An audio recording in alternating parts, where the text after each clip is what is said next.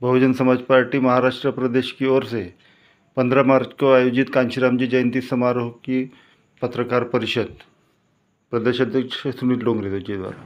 बोलिए। सभी को मेरा जय भीम, नमस्कार। सभी पत्रकार बंधुओं को आज यहाँ पर आप बहुजन समाज पार्टी के माध्यम से जो इस पत्रकार परिषद में आए, मैं आप सभी लोगों का यहाँ पर सहर्ष स्वागत करता हूँ। आज ये जो पत्रकार परिषद बहुजन समाज पार्टी महाराष्ट्र प्रदेश की ओर से जो लगाई गई है, उसका मूल उद्देश्य ये है कि आने वाले 15 तारीख को, 15 मार्च को बहुजन नायक मान्यवर कांशीराम साहब, इनकी जयंती है। मान्यवर कांशीराम साहब ने इस देश के अंदर समस्त बहुजनों, वंचितों, शोषितों, उपेक्षितों के लिए बहुत बड़ी लड़ाई लड़ी।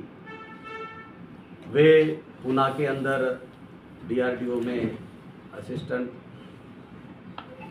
साइंटिस्ट के तहत वो काम करते थे और उन्होंने इस पूरे भारत भूमि के अंदर इस मूवमेंट को आगे बढ़ाने की पूरी कोशिश ही नहीं करी। तो उसका कंस्ट्रक्टिव रूप आप देख चुके हैं कि एक बार नहीं तो 4 बार उत्तर प्रदेश जैसे सबसे बड़े सूबे में उन्होंने अपनी सरकार बनाई। समस्त SC ST OBC माइनॉरिटीज़ और समस्त बहुजन समाज को, बहुजन समाज ही नहीं तो सर्व समाज को इकट्ठा करने का काम माननीय कांशीराम साहब ने किया। तो ऐसी परिस्थिति में उनकी जयंती 15 तारीख को आ रही है और इसलिए महाराष्ट्र प्रदेश की ओर से उनकी जयंती बड़े स्वरूप में, बड़े उत्साह के साथ इस महाराष्ट्र के अंदर मनाई जाएगी। हर विधानसभा और जिले के अंदर भी माननीय कांशीराम साहब की जयंती बड़े हर्षोल्लास के साथ मनाई जाएगी। लेकिन महाराष्ट्र प्रदेश की ओर से मान्यवर कांशीराम साहब की जयंती इस बार नागपुर के इंदोरा मैदान में एक बड़े स्वरूप में पूरे महाराष्ट्र से, हर जिले से कुछ लोग यहाँ पर आ रहे हैं, हर विधानसभा से कुछ लोग प्रातिनिधिक स्वरूप में यहाँ पर पहुँच रहे हैं।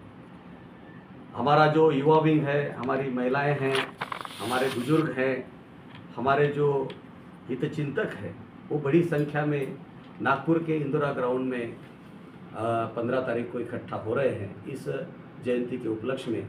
और मान्यवर कांशीराम साहब को अपना आदर्श मानते हुए हम लोग उस दिन के उपलक्ष्य में संकल्प करने वाले हैं। महाराष्ट्र के सभी बहुजन समाज पार्टी के पदाधिकारी, कार्यकर्ता, हितचिंतक सभी बसपाई उस दिन इकट्ठा होने वाले हैं। तो इस संदर्भ में ये प्रेस कॉन्फ्रेंस हम लोगों ने बुलाई है और हम लोग चाहते हैं कि आपके माध्यम से, आपके सुप्रसिद्ध यूट्यूबर्स हैं, आपका न्यूज़पेपर है, इलेक्ट्रॉनिक मीडिया है, उसके माध्यम से इस खबर को ज़्यादा से ज़्यादा आप पूरे महाराष्ट्र के अंदर फैलाएं और आपके माध्यम से बड़ी संख्या में वहाँ पर माननीय कांशीराम साहब को वहाँ श्रद्धांजलि देने के लिए और उनकी जयंती को मनाने के लिए किन कार्यक्रम, इस उपलक्ष्य में वहाँ पर हम लोगों ने हमारे राष्ट्रीय गायक हैं सम्माननीय राहुल अन्वीकर जी, इनका प्रबोधनात्मक कार्यक्रम रखा हुआ है।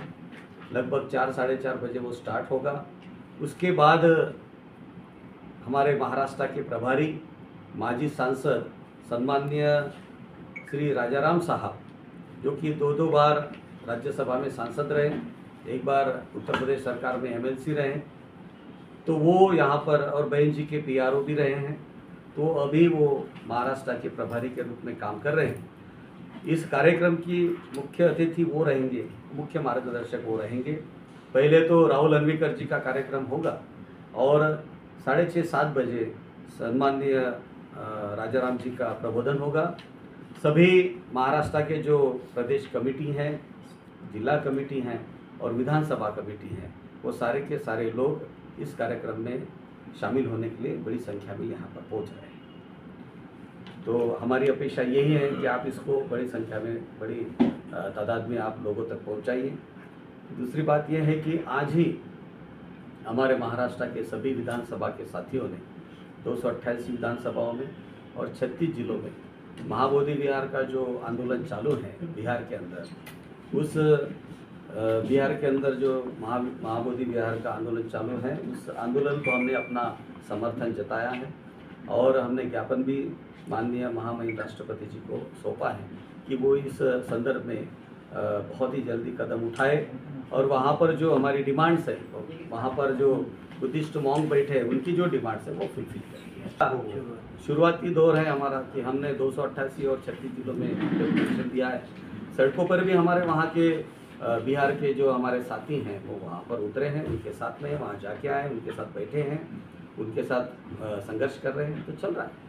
ये भूमिका ये है। प्रदेश अध्यक्ष ने माननीय परम आदरणीय बहन जी ने वहाँ पर हमारे प्रभारी जी को भेजा, जो उत्तर बिहार के प्रभारी हैं वो जाकर आए, वहाँ के बिहार के प्रेसिडेंट जाकर आए, उनके साथ संघर्षरत है। उनके इसी चीज़ को आगे बढ़ाते हुए आज महाराष्ट्र के अंदर भी हमने अपना जो पूरा कोऑपरेशन है उसको एक्सटेंड किया है और हम उनके हर संघर्ष में शामिल। अभी बहुजन समाज पार्टी इसमें संघर्षरत है और हम इस इशू को छोड़ने वाले नहीं हैं, क्योंकि ये देश धर्मनिरपेक्ष देश है। हम किसी एक जाति धर्म के लोगों के साथ में नहीं, हम संपूर्ण समाज के साथ में हैं। चाहे वो पूर्ण तरीके से काम करने वाले लोग हैं, संविधान को मानने वाले लोग हैं।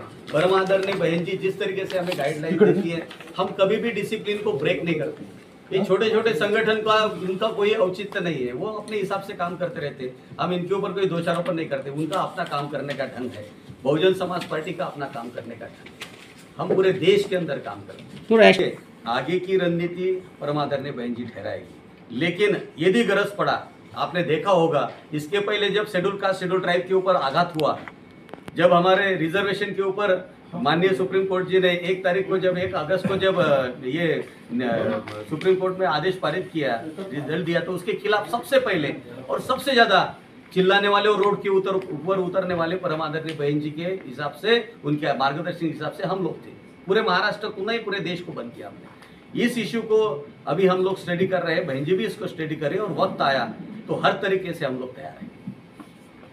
उत्तर प्रदेश में ये कितने सालों से ये डिमांड हम लोगों ने उठाई है बिहार के अंदर, शायद आप लोग कम जानते हैं। आप लोगों ने इस बात को मानना चाहिए।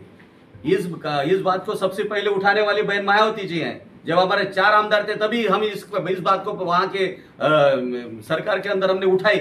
लेकिन आप लोग, आंदोलन का मतलब महाराष्ट्र की जनता नहीं जानती। आंदोलन माननीय कांशीराम साहब ने किया। मैं बताता हूँ आंदोलन क्या होता है। जो मूवमेंट को हम लेकर चल रहे हैं, जन जन तक इस बात को लेकर चल रहे हैं, समाज तक हम इसको बता रहे हैं। छोटे छोटे लोगों को, बच्चों को झुग्गी झोपड़ियों में जाकर ये फुले शाह अम्बेडकर विचारधारा हम समझा के बता रहे हैं। दैट इज आंदोलन। महाराष्ट्र सुनिए, उसके बाद जो ओबीसी की लड़ाई हम लोगों ने लड़ी, उसको कहते हैं आंदोलन। आप 2-4-5 लोग आकर मोर्चा कर लिया, उसको आंदोलन। किसी जगह पे जाके आक्रोश कर रहे तो उसको आंदोलन कहते हैं। आंदोलन तो देशव्यापी होना चाहिए। तो हमने मंडल आयोग का आंदोलन किया, माननीय कांशीराम साहब ने मंडल आयोग लागू करो और वरना कुर्सी कर लो, ये कुर्सी खाली करो, ये हमने आंदोलन किया, जिससे आज ओबीसी को रिजर्वेशन मिला। जो आमदार चुन किया, यू आर सेटिस्फाइड?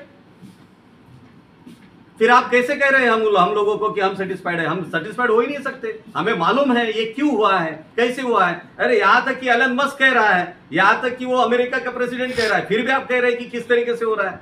जनता का ये कौल नहीं है। जनता ने जो कौल दिया है ये कौल नहीं है। जनता कुछ और चाहती है, ईवीएम कुछ और चाह रही है। विरोधी बीएसपी है, बहन जी ने कई बार कहा है, बहन जी ने पार्लियामेंट के अंदर कहा है, हमारे सांसद जी ने पार्लियामेंट के अंदर इस इशू को कई बार उठाया है। हम सुप्रीम कोर्ट में गए हैं, हम सही समय की राह देख रहे हैं। ईवीएम भी इस देश के अंदर बंद होगा। देखो, हमें एक मालूम है, जब चाचा भतीजा एक है, ईवीएम को लाने वाले और ईवीएम का विरोध करने वाले दोनों एक है, तो हमें पार्लियामेंट के अंदर क्या होता है हमें सारी चीजें नहीं। लेकिन अभी पिलर्स है साहब, इस देश के जितने भी पिलर्स है, चाहे पार्लियामेंट हो, विधिमंडल हो, जुडिशियरी हो, एग्जीक्यूटिव हो, मीडिया हो, what I am saying, media हो, उसमें नहीं है। क्योंकि हमारे वरिष्ठ है, हमारे परम आदरणीय बहन जी जो हमारी नेता है, हम नेता का जैसे का वैसा मार्गदर्शन और ऑर्डर्स फॉलो करने वाले लोग। अभी तेलंगाना में इलेक्शंस हुए, बैलेट के ऊपर हुआ। ग्रेजुएट कॉन्स्टिट्यूंसी का रिजल्ट आप लोगों के सामने। अरे क्या, इसके पहले स्थानीय स्वराज्य संस्था के जो इलेक्शंस हुए, जहाँ पे बैलेट के ऊपर इलेक्शंस हुए हैं, वहाँ पर बहुजन समाज पार्टी काफी आगे बढ़ी। और इससे तो साफ जाहिर है कि बीजेपी क्यों बोल रहा है कि हम भी ये स्थानिक स्वराज्य की इलेक्शन हम क्यों जीतेंगे, ये तो आप समझ सकते हैं इस बात को। पार्लियामेंट के अंदर विरोध किया है हमने, जुडिशियरी में, सुप्रीम कोर्ट के अंदर विरोध किया है हमने कई बार। ये जो है प्रदर्शन किए इसके खिलाफ, हमने रेगुलर 2 साल प्रदर्शन किए।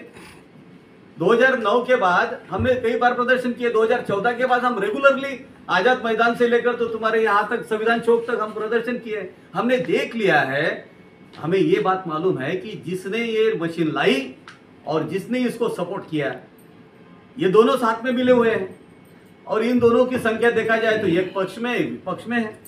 और पार्लियामेंट्री डेमोक्रेसी आप बड़ी बात ही जानते हो, तो मैंने बहुत ज्यादा डिटेल में आप मुझसे उगलवाना चाहती कि आप क्यों रोड पे नहीं उतर रहे हो, आप क्यों रोड पे नहीं उतर रहे। इस देश की नंबर 1 पार्टी नहीं उतरेगी, सेकंड पार्टी क्यों नहीं उतर रही, जिसके पास 13-13.5 करोड़ वोट है, उनको क्यों प्रश्न नहीं कर रहे हैं आप। जो बता रहे थे कि संविधान को बचाना है, संविधान को बचाना है, कहां संविधान को बचा लिया है। अरे यदि ईवीएम को हम हटा नहीं सकते तो संविधान को बचाना बात दूर की है। तो ये चीजें हैं। अब देखिए सुब्रमण्यम स्वामी जी, मिस्टर एल.के. अडवाणी जी, वो तो पहले भुक्तभोगी थे जब पहली बार वो इलेक्शन हारे तो सुप्रीम कोर्ट में गए। आज वही कह रहे हैं कि ईवीएम में कुछ नहीं। हमारे बहुत पुराने साथी हैं, कर्मठ साथी हैं, माननीय कांशीराम साहब के ज़माने से काम कर रहे हैं।